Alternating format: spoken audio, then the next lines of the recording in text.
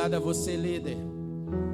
Os líderes que aqui estão, aqueles que já vieram pela manhã. Quero agradecer a Deus, antes de nós começarmos, por sua vinda até aqui. Agradecer a você e a sua família, que veio nos dar a honra de prestigiar um culto presencial. Você que nos assiste pela plataforma, e aqui nós anunciamos a nossa plataforma. Onde você estiver, Michel, que onde ele estiver agora, possa nos assistir, em nome de Jesus. Toda a equipe que faz parte dessa igreja, obrigado aos levitas, aos diáconos, a equipe de administração. Antes de nós iniciarmos o culto, tem toda uma preparação. Em dias que nós não estamos aqui, a equipe que limpa, a equipe que varre, a equipe que cuida, a equipe que intercede, que Deus possa te usar poderosamente para cumprir projetos eternos, amém? A juventude que foi ontem para o seminário, o congresso de jovens, Deus abençoe você e essa equipe. Cadê os jovens, amém? As mulheres que foram para o seminário de mulheres, e nós temos 2 casais que estão fazendo, trabalhando também no encontro de casais com Cristo. Que Deus abençoe. Estamos aqui para ajudar você a buscar o projeto e o propósito de Deus para a sua vida, amém? Deus, Ele deseja falar ao seu coração de uma forma poderosa. Gostaria que a igreja abrisse a sua Bíblia no livro de Atos. Nós já estamos trabalhando sobre um tema que é muito poderoso, Atos no capítulo 9. Queremos ser bem pragmáticos nessa noite.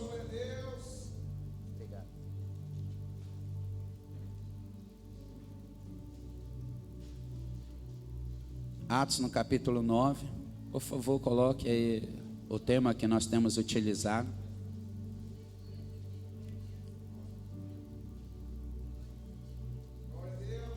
O tema que nós temos utilizado, por favor, coloque aí para a igreja. Você que nos dá a honra de nos visitar nessa noite. Eu sei que tem ali o Michel, ele viajou hoje. Ele foi para Porto Alegre, mas ele já havia convidado o Dinho, né? Veio de lá de Benfica também. É uma honra ter você aqui em nome de... Quem nos visita mais? Levante a mão quem nos visita. Antes de você sair, não saia assim antes de conversar conosco. Deixa para nós seu número, seu endereço, a senha do seu cartão. Estou brincando. Eu vou dar a chave. Para nós conhecermos você um pouco mais. Somos essa igreja alegre, vibrante com a presença do Senhor, amém? Somos um corpo que cresce dia após dia. Atos no capítulo 9. E o tema que nós temos trabalhado é transformações que geram propósito. Porque Deus, Ele tem um propósito. Há um porquê de que Deus trouxe você nesse lugar, para que você possa entender o projeto e o propósito dele para a sua vida. Atos no capítulo 9, do verso 1. Atos no capítulo 9, do verso 1.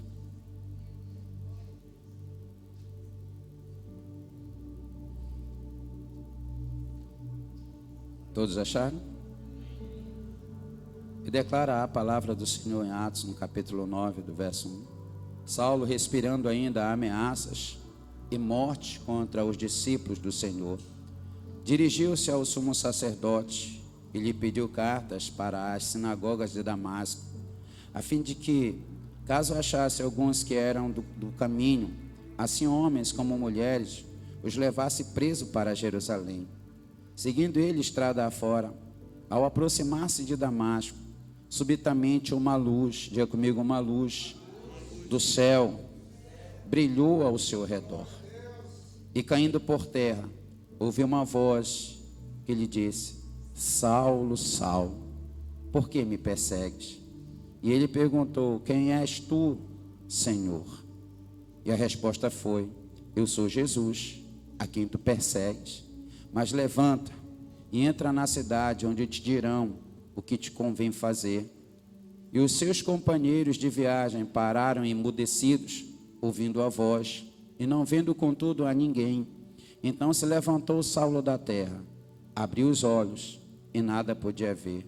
e guiado pela mão, levaram-no até Damasco, e esteve 3 dias sem ver, durante os quais não comeu e nem... Coloque a mão no seu coração. Senhor poderoso Deus, muito obrigado, Pai, por esse tempo, por esse momento santo e abençoado, por tua graça, o teu favor divino sobre nós.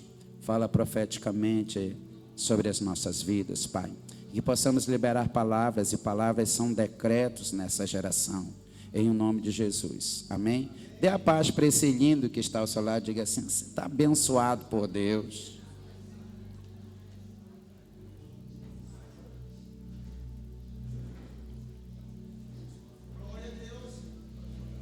Mais uma vez quero agradecer, expressar nossa gratidão a Deus e a toda a liderança. O tema é transformado para um propósito. Deus, ele tem um projeto, Deus, ele tem um propósito para ser estabelecido através de todos nós. Eu não conheço a origem da sua jovialidade, onde que você nasceu, as dificuldades que você enfrentou, as crises que você atravessou e os traumas decorrentes desde o seu tempo de infância. Quem sabe muitos que estão aqui ou que nos assistem, dentro do ventre da mãe foram até rejeitados, porque o pai disse assim: não, isso é uma gravidez indesejada, vamos provocar o aborto. Uma rejeição dentro do ventre, uma rejeição quando nasceu. Enfim, nascemos em momentos difíceis, momentos complicados. Alguns foram criados com a ausência de afetividade do pai ou da mãe, não tiveram cuidado devido. Não importa, não importa as origens do seu começo. Diga para alguém: não importa a origem do seu começo, importa o propósito de Deus para a sua vida. Importa o quanto Deus quer te ajudar a superar as demandas da sua vida. Porque tudo isso que eu falar, isso gera um impacto de traumas, de tampas seletivas na nossa vida, que se nós não vencermos isso, isso nos acompanha para o resto da nossa vida. Se nós não a superarmos, isso vai, em dado momento na nossa vida, paralisar o projeto ou o propósito de Deus para nós. Talvez essa seja a razão pelo qual Deus trouxe você nessa noite, para revelar ao seu coração algumas verdades inerentes ao seu chamado e às suas origens. E nós temos hoje muitas projeções, sonhos, metas, ideais, mas isso vai acontecer na sua vida mediante o agir de Deus no teu coração e na tua mente.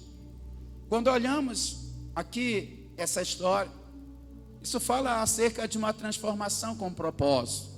E tudo que Deus quer fazer na nossa vida é gerar uma transformação profunda. Falaram isso de manhã, que quando Deus ele quer trabalhar na nossa vida, Ele não quer trabalhar na simplicidade. Ele quer trabalhar de uma forma profunda no nosso ser, no nosso âmago, na nossa essência. Porque estão lá que estão, de fato, os problemas relativos à nossa vida. E falaram pela manhã sobre essência. Eu não sei quantos estavam aqui pela manhã. Que Deus quer trabalhar na sua essência, diga amém. Porque se você não for tratado na sua essência, não tem como Deus gerar os propósitos poderosos na sua vida. Não tem como Deus manifestar a sua graça, a sua glória. E falaram que quando Jesus, ele foi transfigurado diante dos seus discípulos, e ele revelou a verdadeira essência de quem ele era. Quando os discípulos olharam para ele, ele estava translúcido, com uma glória diferenciada. Ele se transfigurou, porque dentro dele havia uma essência de graça e de glória, diga amém. Então ele estava dizendo para os seus discípulos: olha, o que você está vendo aqui fora, no que a biologia diz, que é o fenotipo, é quando você tem as suas características, que você olha para alguém. Eu sou capaz de olhar para a Nessi e olhar que ela é uma pessoa bonita. Olha para o seu irmão e diga assim para ele assim: eu vejo você e você está bonito nessa noite. Esses são os traços, os fenótipos da biologia. Quando eu olho para o Ricardo, eu não posso falar mesmo, estou brincando. Mas a Karine está ali e vê a mesma coisa. Que homem bonito, sem preparar. E ela diz assim: ele é o meu príncipe. Amém. Forte. Esses são os fenótipos. Então eu consigo olhar para o Ricardo, você consegue olhar para mim, e o que você está vendo é apenas o estereótipo. Você não sabe quem eu sou de fato. Quem sabe um pouco do quem eu sou por dentro é a minha esposa, porque nós já estamos há 27 anos juntos. Fizemos 23 anos de casado. Ela sabe alguns gostos e trejeitos que eu tenho. Ela sabe que eu tenho um toque. Todas as vezes que eu chego em casa, a primeira coisa que eu faço, eu lavo a mão. Entrei em casa, eu vou direto para a pia e lavo a mão. Ela sabe o que eu gosto. Mas dentro da minha essência, só quem conhece é o próprio Deus. Ele sabe ainda o que está dentro de mim, os meus temores, as minhas angústias, as minhas crises, as minhas fraquezas. Como Ele sabe a mim, Ele sabe a tua. E por mais que você possa estar aqui, Ele sabe o que você está passando e o que você precisa de superar. Mas não te preocupa não, Ele vai te ajudar. Ele é fiel para cumprir esse propósito. Quando ele olha para o Saulo e diz que Saulo era alguém distante de um propósito, como você o é, como nós o éramos. Saulo, ele viveu fariseu a vida toda. Ele mesmo declara: eu sou um fariseu dos fariseus. Quanto ao conhecimento, eu fui instruído aos pés do rabino Gamaliel. Paulo, ele era um poliglota. Ele tinha muitos dons e talentos. Alguns, na verdade, não posso brincar que está gravando aí. Alguns dizem assim: não, Paulo, ele era um troglodita. Na verdade, ele era um poliglota. Ele falava vários idiomas nos seus dias. Ele tinha cidadania tanto romana, quanto judaica. Então ele tinha muitos dons, muitas habilidades, muitas competências, como você pode ter nos seus dias. Só que Paulo, ele utilizava tudo isso para cumprir um propósito diferente. Ele usava o seu dom, a sua competência, o seu conhecimento, a sua influência para estar distante daquilo que Deus tinha como propósito para a sua vida. Você pode ter um autoconhecimento, uma habilidade tremenda. Você pode ter pessoas que elas têm facilidade de se comunicar, de interagir. Isso é um dom de Deus. Tem pessoas que têm facilidade para aprender a tocar um teclado. O Juninho já falou isso, que ele aprendeu praticamente sozinho. Apesar de que muitas pessoas não os inspiravam e poucas pessoas de fato ainda tentaram paralisar, dizendo que ele não ia conseguir aprender, porque a mão dele era pequena, não é isso, gente? Ele não ia conseguir tocar todas as notas. Mas ele fez desse desafio um desafio pessoal e se superou. Você vai ver que muitas pessoas, eles passam por muitos desafios, e é isso que Deus, ele quer fazer com que você possa superar. Alguém algum dia disse que você não ia dar certo, mas Deus já olhou para você e disse que você vai ser bem-sucedido. Então não importa o que você, as pessoas falam, importa o sentimento que Deus tem ao teu respeito. Saulo, ele tinha uma influência, uma capacidade, uma habilidade. Ele viveu fariseu a vida toda. E é necessário expor aqui que Jesus, ele critica alguns fariseus. Os fariseus nos seus dias eram pessoas que não tinham compromisso com a realidade espiritual. Eles expõem apenas o seu conhecimento, a sua habilidade. E a Bíblia diz que Saulo, um desses momentos, ele está indo à sinagoga, porque ele era influente. Ele foi pedir cartas de perseguição para pegar os cristãos, porque o pessoal do caminho, diz assim: quando eu encontrar pessoas do caminho de fato eram pessoas que tinham se convertido ao cristianismo nos seus dias. Por isso que o Senhor diz que Ele é o caminho, a verdade e a vida. Quem é que está no caminho? Quem é que está no caminho? Diga glória a Deus. Diga para o seu irmão assim: não saia desse caminho. Não te desvia desse caminho. Porque foi isso que o Senhor falou para Josué: nem para a direita e nem para a esquerda, persevera no caminho. Porque se você andar nesse caminho, você será bem sucedido. Paulo, com a sua influência, com a sua competência, ele vai até a sinagoga. Ele tem um livre acesso, ele vai pedir cartas para quem estivesse no caminho, para que ele trouxesse novamente para Jerusalém, para serem subjugados, para serem aprisionados. E nesse momento que ele sai dali, ele vai até Damasco. A cidade de Damasco era um pouco distante, e ele ia para a perseguição. Ele iria trazer pessoas para serem de fato julgadas em Jerusalém, por conta da sua doutrina, por conta da sua religiosidade. Sabe de uma coisa, Lucete? Quando nós vivemos a doutrina da religiosidade, nós deixamos de fazer o que Deus quer e começamos a acusar.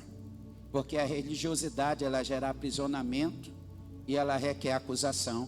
Mas quem vive o cristianismo, vive a graça redentora da sua glória na sua vida. Todas as vezes que você vê alguém acusando, julgando, isso é religiosidade. Porque o que o Senhor lhe deseja de nós é que vivamos a graça. A graça é um valor que devemos viver todos os dias. E como Paulo viveu a religiosidade de ser um fariseu, ele achou que aqueles que estavam no caminho estavam fazendo algo de muito errado. Olhe para cá, você pode estar no caminho, você pode estar fazendo algo de errado, mas ainda assim Deus tem graça na sua vida. Ele quer te chamar para você consertar a sua vida, para você viver o projeto e o propósito dele para você. Paulo, ele sai dali, vai até a cidade de Damasco, a fim de pegar essas pessoas para ser subjugados, para ser avaliada de acordo com a doutrina que eles têm, de acordo com o farisaísmo ou com o saducaísmo dos seus dias. E quando ele sai daquele lugar, em um determinado momento de chegar até Damasco, ele ouve uma voz que vem do céu, e ele diz: Saulo, Saulo. Isso é muito importante, porque dentre todos quantos estão aqui, Deus, ele conhece o seu nome. Olhe para alguém e diz assim: Ele sabe o teu nome, Ele sabe o teu endereço, Ele sabe onde você mora, e mais do que você imagina, Ele te viu desde o ventre da tua mãe. Quando você era natureza informe, Ele viu a nascer. Sendo natureza informe dentro do ventre da sua mãe, diz assim: eu te conheço, Nessi. E por mais que tu possa perambular por esse mundo, e por mais que você possa gastar os anos, vai ter um dia que você vai estar no meu altar glorificando o meu nome. E eis aqui a Nessi levantando as mãos para a glória do Senhor. Saulo, Saulo. Saulo, ele para ali e diz assim: quem que é? Quando ele vê aquela luz, ele pergunta quem que é. Ele diz assim: eu sou o Senhor, a quem tu persegues. Só que na verdade Saulo, ele estava perseguindo a igreja, mas a igreja é o próprio Deus, diga amém. Por isso nós não devemos nos preocupar, porque a perseguição que possa vir sobre você, existe um cuidado de Deus na sua vida. Você pode até declarar ou expor: pastor, estou atravessando uma crise, uma perseguição, uma luta. E se você é a igreja, você tem um cuidado de Deus na sua vida. Há um cuidado de Deus para com você, há um zelo. E o Senhor diz assim: Saulo, Saulo, por que tu me persegues? Diz: quem és tu, Senhor? Ele fala assim: eu sou o Senhor quem tu persegues. Eu tenho contemplado a sua vida, e tudo que você tem feito em desacordo com aquilo que eu tenho como propósito para a sua vida. Mas eu tenho um plano para você. Levanta agora e vai até a cidade que eu vou declarar. Olhe para cá. O Senhor lhe conhecia quem era o Saulo, mas ele sabia que que o Saulo poderia se tornar em Paulo. Deus, Ele quer uma transformação profunda sobre a sua vida. Deus, Ele quer uma transformação sobrenatural sobre você. Ele quer uma transformação que possa mudar as tuas convicções, que possa mudar a tua forma de pensamento.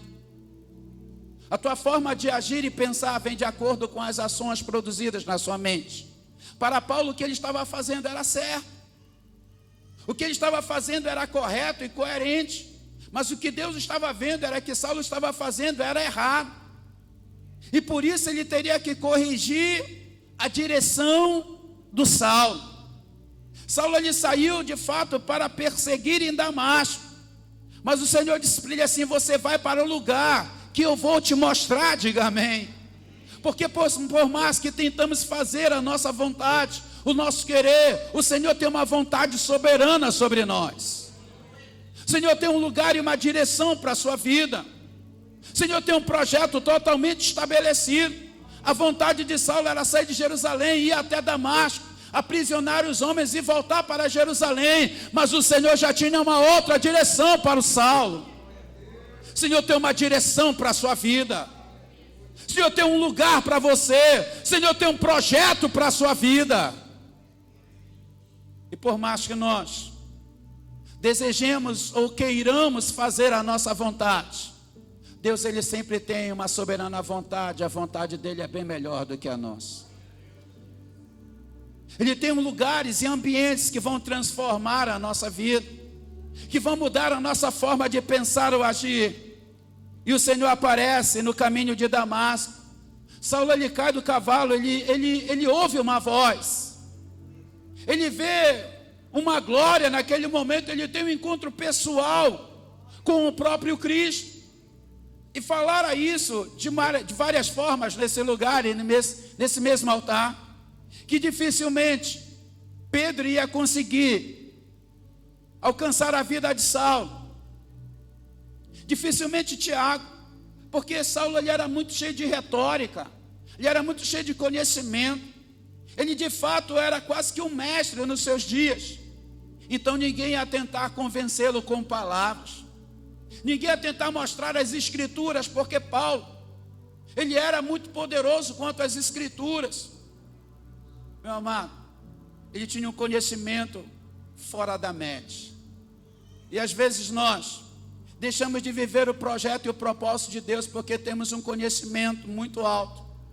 E foi por isso que o Senhor encontrou o Saulo no meio do caminho, tocou sobre a sua vida e falou ao seu coração. Olhe para cá. Eu tenho falado que nós temos que ter sensibilidade para ouvir a voz de Deus, diga amém. Mas nós temos que ter um coração quebrantado para obedecê-lo. Porque se nós ouvirmos e não obedecermos, não irá acontecer nada na nossa vida.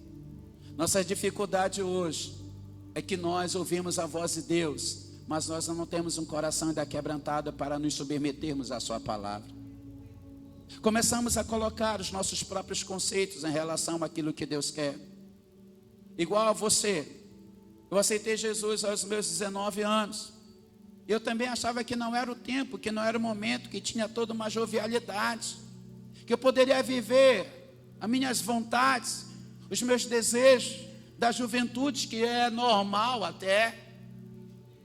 Mas o Senhor disse assim: não, eu tenho um chamado para a tua vida. Eu tenho um chamado para mudar a tua história. E o Senhor começou a falar no meu coração, como está falando no seu, nessa noite. Eu quero te mostrar uma direção, eu quero te mostrar um caminho. Eu quero que você ajuste a tua rota. Eu quero que você mude a sua concepção de pensamento. Eu tenho, na verdade, um projeto e um propósito para executar através da sua vida. Mas quantos de nós temos escutado a voz do Senhor e temos obedecido a sua voz? Quando o Senhor aparece para Saulo, ele diz assim: Saulo, Saulo, eu te conheço. Quem és tu, Senhor? Não importa quem eu sou, importa que eu te conheço. Quando ele cai, o Senhor diz assim: você vai agora entrar na estrada de Damasco, e você vai ser levado a um determinado lugar, e naquele lugar você vai ter uma nova experiência. Diga comigo, uma nova experiência. Diga mais forte, uma nova experiência. Quantos querem ter uma experiência profunda com o Senhor?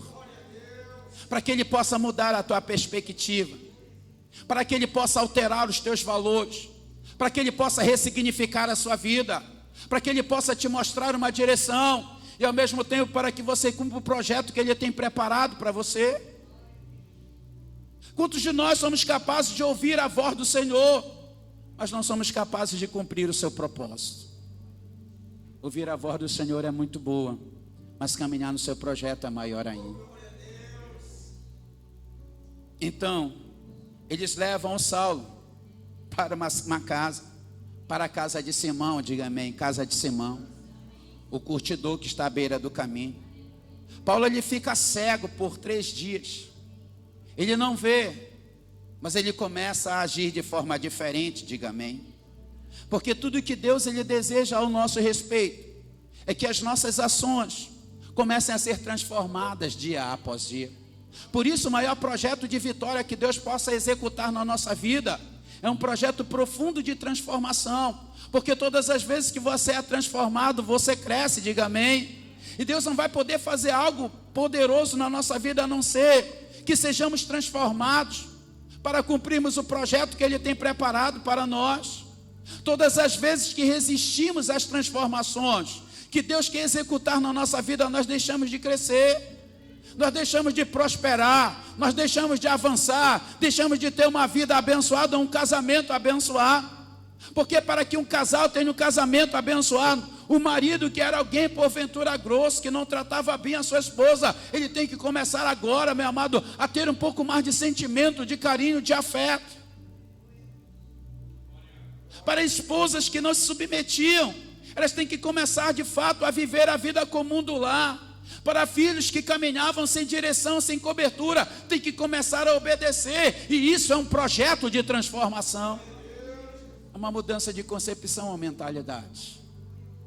Saulo, ele fazia o que era a sua vontade, mas quando o Senhor apareceu no seu caminho, que ele teve encontro com o Senhor disse assim: você vai para a direção que eu quero. Diga a direção que eu quero. Você vai estar no lugar que eu te mandei, diga amém. Isso não era a vontade do Paulo. Está na direção que Deus havia determinado para ele. E estar no ambiente onde ele não queria estar não era a vontade do Saulo. Porque ele tinha conhecimento, habilidade, competência e influência. E às vezes porque temos tudo isso, e falaram pela manhã sobre capacitação intelectual, você deve de fato ter a sua capacitação intelectual. Quem não está ainda fazendo o seu curso de nível superior, não perca tempo, estude, você está de parabéns, Luciete. Quantos na verdade terminaram, precisam de estudar um pouco mais? A Letícia que está fazendo seu mestrado, parabéns. E o conhecimento que Deus tem derramado sobre nós é poderoso. Pastora Conceição, que já fez 1, 2 graduações, pastora Nazaré, quantos que estão aqui? O Ezequias, que já cursou, amém. O conhecimento e a capacitação intelectual é poderoso, mas mesmo com a nossa capacitação intelectual, nós devemos estar no lugar onde Deus quer que possamos estar, para cumprir o propósito dEle. Depois que Saulo ele cai, o Senhor começa a declarar os lugares que ele tem que estar, a direção que ele tem que seguir, o projeto e o propósito que agora ele tem que se envolver. Se Deus tem um chamado para a sua vida, se Deus ele quer transformar quem você é, você tem que escutar a voz dele, mas você tem que ser direcionado também. O Senhor fala para o Saulo: Saulo, vamos pegar nas suas mãos, você vai entrar agora na cidade de Damasco. Você já não vai mais fazer aquilo que você veio e foi chamado para fazer, porque agora eu tenho um novo plano para a sua vida. Olhe para alguém e diga: o Senhor tem um novo plano para você. Deus tem uma nova direção para a sua vida. Deus tem um novo momento para você. Saulo ele veio para perseguir e levar os presos para Damasco, mas um encontro com o Senhor mudou a sua estrutura. Paulo entra na cidade de Damasco, ele fica por 3 dias hospedado na casa de Simão, sem ver nada. Ele não está vendo mais nada no plano físico, mas no plano espiritual, no plano do projeto, no propósito do Senhor, ele começa a se identificar. E a Bíblia diz que ele não come. A Bíblia diz, meu amado, que ele fica ali em jejum. E agora ele começa a buscar o Senhor sem ver, com a visão física. Porque o que o Senhor queria revelar para ele era no seu interior, para mudar a sua essência. Saulo ele não poderia se tornar alguém poderoso com a mesma estrutura da sua essência. Deus iria usar o conhecimento que ele tinha na verdade, e usou a competência, a habilidade. O Senhor usou isso de uma forma poderosa. Nós vemos Paulo, na verdade, utilizar sua cidadania romana, quando ele for aprisionado. Nós vemos Saulo, ele falar de fato o hebraico, o aramaico para se defender. Olhe para cá, tudo que Deus ele tem te dado como talento, como habilidade, como competência, ele vai usar para que você cumpra o seu propósito. Mas o que ele queria transformar é a essência de quem é Paulo, de quem era Saulo. E Saulo era alguém que caminhava distante da vocação e do projeto de Deus. E ele disse: vai agora, entra na cidade de Damasco, vão pegar nas suas mãos, você vai até a casa do Simão, o curtidor, você vai ficar lá. E Paulo ele fica por 3 dias, ele não vê, ele não come, ele está sendo transformado por dentro, diga amém. Agora ele está vivendo os projetos espirituais na sua vida. Aí o Senhor declara para alguém chamado Ananias: Ananias, vai até a casa do Simão, o curtidor. Ele está à beira do caminho. Você vai chegar lá, vai estar um homem por nome Saulo. Você vai colocar as mãos sobre as suas mãos, sobre sua cabeça. Você vai orar por ele, porque para mim Saulo é um vaso escolhido. Para Deus você é um vaso escolhido, juiz. Ezequias, para Deus você é um vaso escolhido. Você que está aqui, Dinho, você é um vaso escolhido de Deus, para cumprir um propósito sobrenatural nos seus dias. Saulo ele permanece naquele lugar até que Ananias chega. Pegue no seu irmão, diga assim: Ananias chega. Diga mais forte: Ananias chega. Ananias chega. Deus ele vai te usar para destravar a vida de alguém. Ananias fala para Deus: Deus, o Senhor sabe quem é o Saulo? Ele disse: eu sei. De muito se ouve falar acerca de quem é Saulo, que ele pega a carta lá em Jerusalém, sai perseguindo todo mundo, Damasco. Ele leva preso, eu sei quem é. Ananias não quer ir, porque ele conhece a história de quem é Saulo. Muitos conhecem a sua história, Leandro. Muitos conhecem quem era você no seu passado. Mas eu quero declarar na sua vida: muitos vão conhecer quem você é na presença do Senhor. Minhas declara: Senhor, nós sabemos. O Senhor disse assim: eu sei quem é Saulo, mas para mim ele é vaso escolhido, ele é vaso separado. Eu tenho um projeto poderoso na sua vida, e o que eu quero é transformar quem ele é, porque tem um propósito para a sua vida. Vai até lá, a casa do Simão, o curtidor.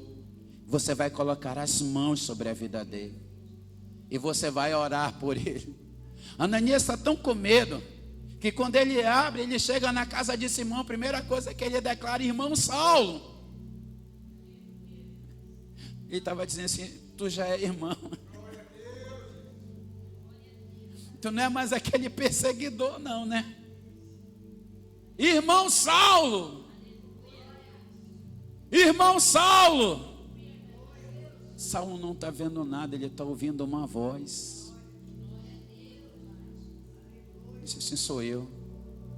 Ananias diz assim: eu vim aqui para orar por você. Deus me enviou e disse que você é um vaso escolhido. Na hora que Ananias chega perto dele, que coloca as mãos e começa a orar por Saulo, sua visão volta. E ele na verdade é batizado, e ele é tocado de uma forma profunda. E tudo que você conhece acerca do Novo Testamento, com exceção dos livros, de fato, os sinóticos, Pedro, Tiago, João, e o livro de Atos, que é o livro histórico, Deus começa a usar a vida do Saulo. Saulo foi alguém que desassociou o cristianismo judaico para o cristianismo cristão. Foi alguém que foi chamado para cumprir um propósito poderoso e relevante nos seus dias. Foi alguém que foi chamado para abrir igrejas, diga amém. Foi alguém que foi chamado para discipular pessoas. Foi alguém que de fato construiu verdades eternas. Foi alguém que foi capaz de cumprir um propósito nos seus dias.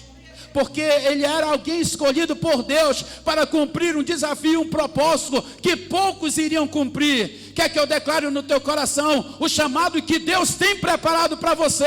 Poucos poderão cumprir nos seus dias. Talvez essa seja a razão pelo qual você está atravessando lutas, desafios e crises existenciais. É porque o desafio que Deus tem colocado na sua vida é muito grande, mas Deus te fortalece para que você cumpra o seu propósito.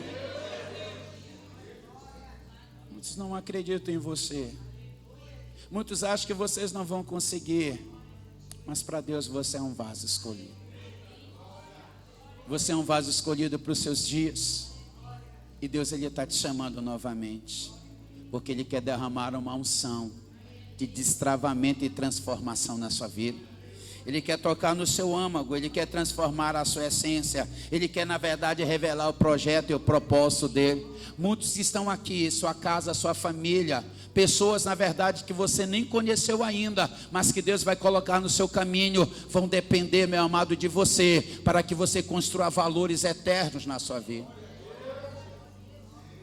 Sabe, meu amado, tem duas cartas que eu sou apaixonado de ler. Essas cartas são quando Paulo ele escreve ao Timóteo. Eu as leio demais essas cartas. Mas Paulo ele fala assim para o Timóteo: Timóteo, meu filho, eu lembro da fé que habitou na tua avó Lóide, na tua mãe Eunice. E você, Timóteo, é um vaso escolhido. Só que a história de Timóteo e Timóteo ele era filho de um judeu com um grego. Olha como isso na verdade é sobrenatural. Timóteo era filho de uma judia com um pai grego. Timóteo, olha para cá, ele poderia se tornar um fariseu, estudar de fato as escrituras do farisaísmo. Mas mais profundo ainda, Timóteo poderia estudar filosofia e se tornar um epicúreo ou um estoico. Ele poderia viver filosofando. Mas quando Saulo ele chega na vida de Timóteo, ele diz assim: Deus tem um projeto na tua vida. E ele pega o Timóteo e circuncida. Daqui a pouco ele começa a tratar do Timóteo, e Timóteo se torna um discípulo fiel para o propósito do Senhor. Quando o Senhor tinha chamado o Saulo na estrada de Damasco, ele nem conhecia ainda o Timóteo, mas no futuro Deus iria colocar o Timóteo, na verdade, na vida do Paulo, para que ele se tornasse um cristão poderoso.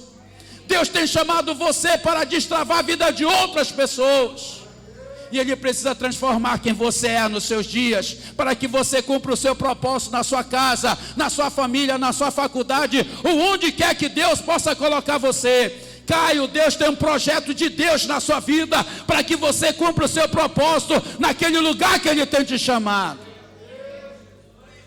Talvez essa é a razão pelo qual Deus trouxe você nessa noite, para que você entenda a natureza do que Ele quer fazer na sua vida.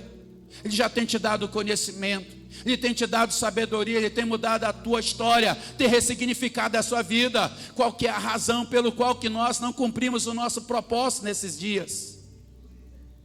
Está faltando para nós fazermos a diferença. Eu falara com a minha esposa esses dias, nós temos vivido tempos tenebrosos nessa geração.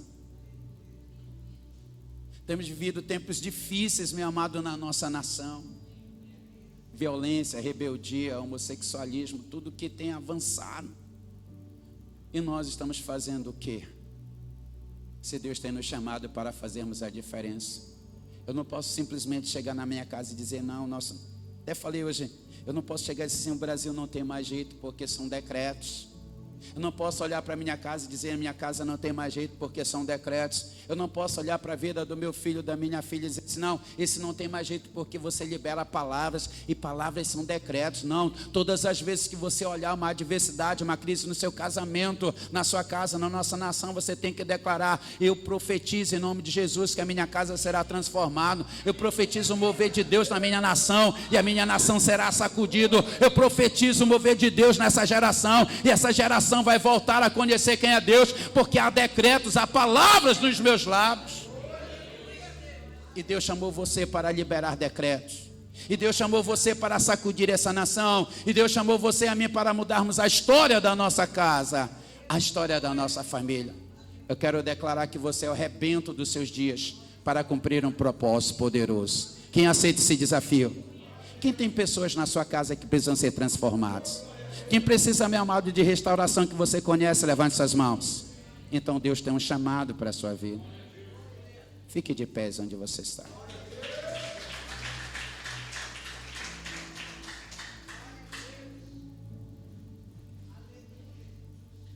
De fato, eu quero orar por você.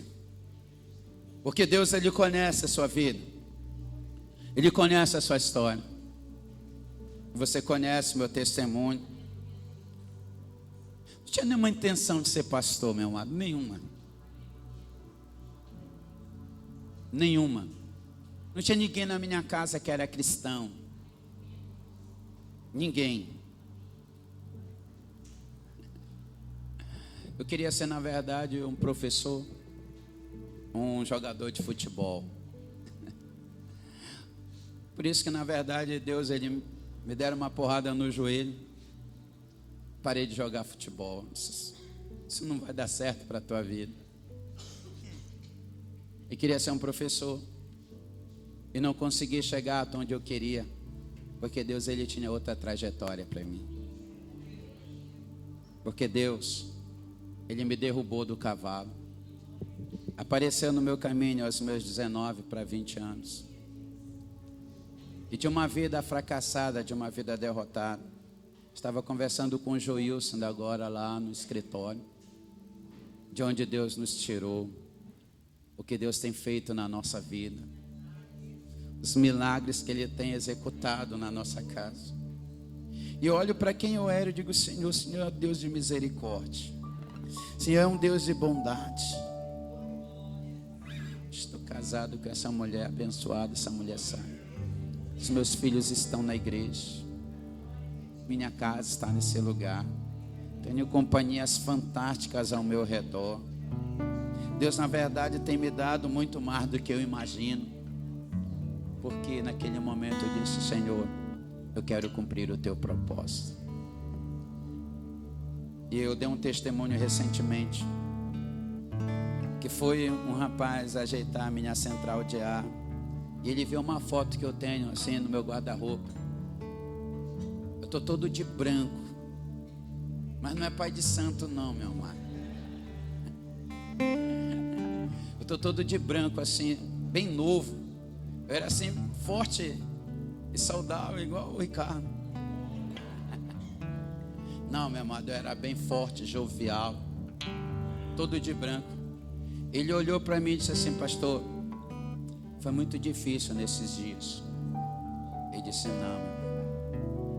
Aí é que você pensa que foi difícil nesses dias. Para mim difícil é agora. E eu falei para ele assim: por quê? Porque nesse tempo eu era jovem. Se eu cometesse qualquer transgressão, alguém me perdoava. É difícil agora, porque tem todo mundo me escutando aqui, meu irmão. Aqui e ali.